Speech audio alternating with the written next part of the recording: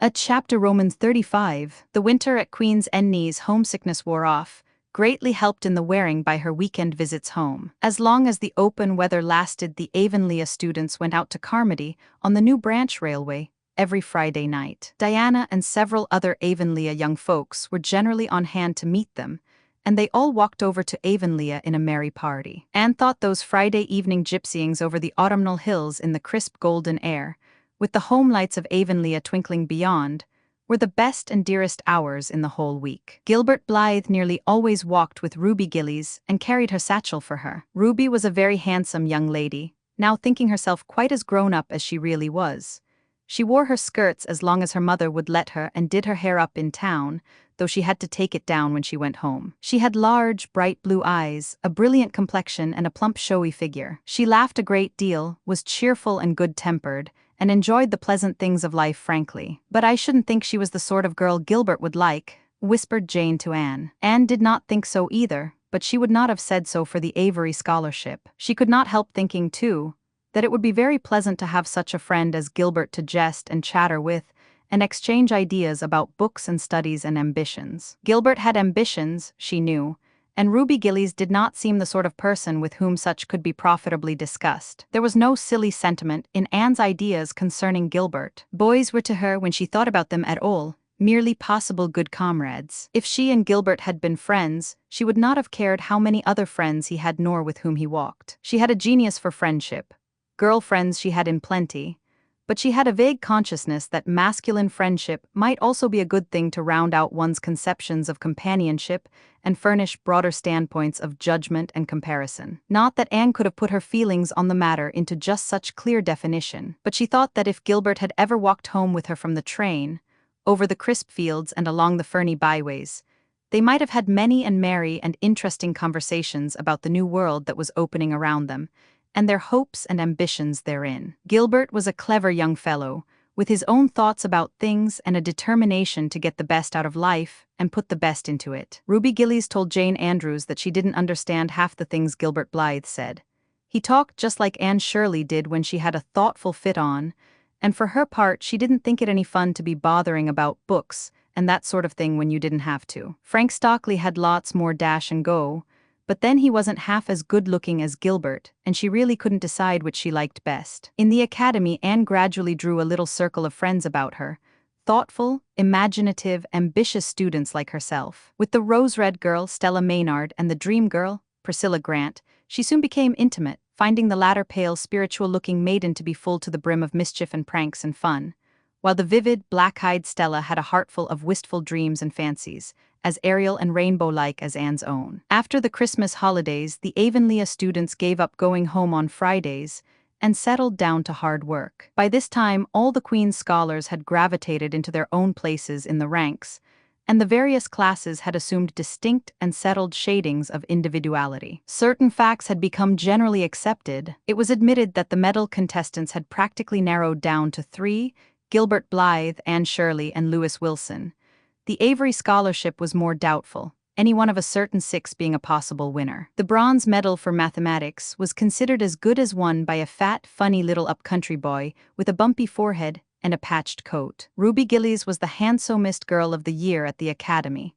In the second-year classes, Stella Maynard carried off the palm for beauty, with small but critical minority in favor of Anne Shirley. Ethel Marr was admitted by all competent judges to have the most stylish modes of hairdressing, and Jane Andrews, plain, plodding, conscientious Jane, carried off the honors in the domestic science course. Even Josie Pye attained a certain preeminence as the sharpest-tongued young lady in attendance at Queen's. So it may be fairly stated that Miss Stacy's old pupils held their own in the wider arena of the academical course. Anne worked hard and steadily. Her rivalry with Gilbert was as intense as it had ever been in Avonlea school, although it was not known in the class at large. But somehow the bitterness had gone out of it. Anne no longer wished to win for the sake of defeating Gilbert, rather, for the proud consciousness of a well-won victory over a worthy foeman. It would be worthwhile to win, but she no longer thought life would be insupportable if she did not. In spite of lessons, the students found opportunities for pleasant times. Anne spent many of her spare hours at Beechwood and generally ate her Sunday dinners there, and went to church with Miss Barry. The latter was, as she admitted, growing old, but her black eyes were not dim nor the vigor of her tongue in the least abated. But she never sharpened the latter on Anne, who continued to be a prime favorite with the critical old lady. "That Anne girl improves all the time," she said. "I get tired of other girls. There is such a provoking and eternal sameness about them. Anne has as many shades as a rainbow, and every shade is the prettiest while it lasts. I don't know that she is as amusing as she was when she was a child, but she makes me love her, and I like people who make me love them. It saves me so much trouble in making myself love them." Then, almost before anybody realized it, spring had come. Out in Avonlea the Mayflowers were peeping pinkly out on the sere barrens where snow wreaths lingered, and the mist of green was on the woods and in the valleys. But in Charlottetown, harassed Queen's students thought and talked only of examinations. "It doesn't seem possible that the term is nearly over," said Anne. "Why, last fall it seemed so long to look forward to, a whole winter of studies and classes. And here we are, with the exams looming up next week. Girls, sometimes I feel as if those exams meant everything, but when I look at the big buds swelling on those chestnut trees, and the misty blue air at the end of the streets, they don't seem half so important." Jane and Ruby and Josie, who had dropped in, did not take this view of it. To them, the coming examinations were constantly very important indeed, far more important than chestnut buds or Maytime hazes. It was all very well for Anne, who was sure of passing at least, to have her moments of belittling them, but when your whole future depended on them, as the girls truly thought theirs did, you could not regard them philosophically. "I've lost 7 pounds in the last 2 weeks, sighed Jane. "It's no use to say don't worry." "I will worry. Worrying helps you some. It seems as if you were doing something when you're worrying. It would be dreadful if I failed to get my license after going to Queen's all winter and spending so much money." "I don't care," said Josie Pye. "If I don't pass this year, I'm coming back next. My father can afford to send me." "And Frank Stockley says that Professor Tremaine said Gilbert Blythe was sure to get the medal and that Emily Clay would likely win the Avery scholarship." "That may make me feel badly tomorrow, Josie," laughed Anne.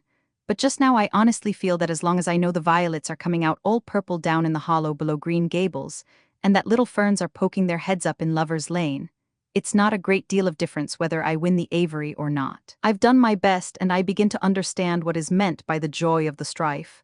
Next to trying and winning, the best thing is trying and failing. Girls, don't talk about exams. Look at that arch of pale green sky over those houses and picture to yourself what it must look like over the purply dark beech woods back of Avonlea." "What are you going to wear for commencement, Jane?"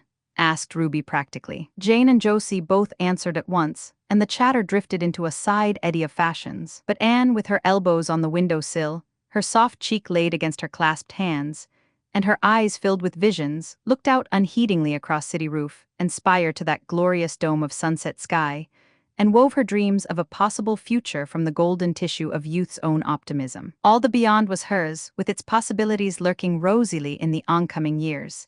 Each year a rose of promise to be woven into an immortal chaplet.